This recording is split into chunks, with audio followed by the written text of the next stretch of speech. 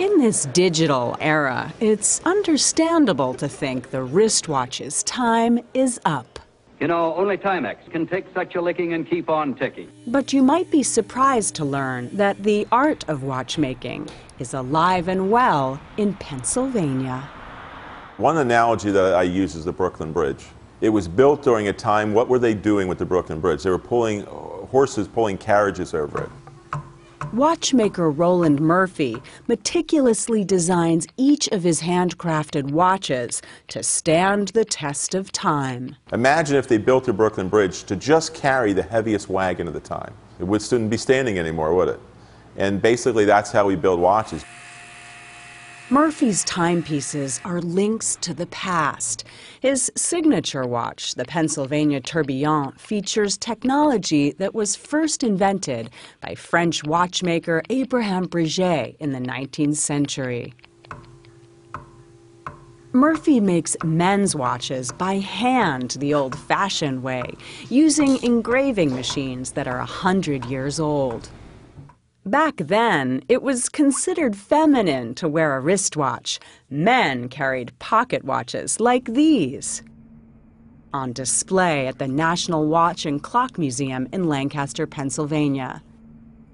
In fact, it took a world war for watches to move to men's wrists. Museum director Noel Poirier. As you get into World War I, you start to see coordination of activity on the battlefield changing. Every man needs to have some kind of timekeeping device. And it's impractical if you've got a pack and a rifle and you're loading to pull out a pocket watch to see if it's time to go over the trench.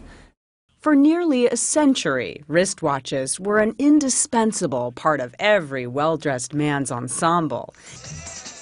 Take James Bond and his Rolex in Goldfinger.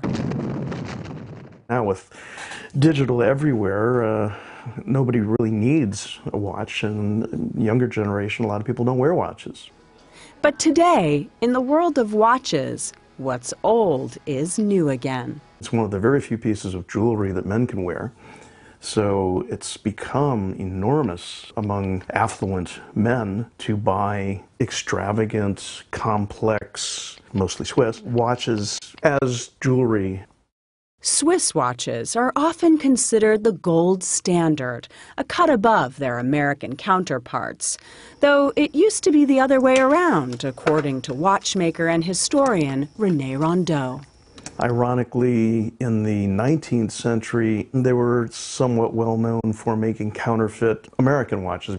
Today, if you value your time, you might want to pay Greg Simonian in Beverly Hills a visit. I wear gloves. Simonian has reason to be careful. The watch he is handling costs almost $1 million. And Simonian says this watch by Swiss watchmaker Hublot has more moving parts than your average car. With the push of a button, the watch will actually run slower. Why would you want it to run 4 times slower? Maybe you're on a date and you're having a good time. But perhaps wristwatches remind us of a simpler time. So many things you go to now, they're prepackaged, they're plastic. Which is just fine with Roland Murphy. A watch is one of the few really personal items that you can wear all day long. And for some people, having something of quality that they can enjoy and have that little mechanical machine on their arm, it's something people want.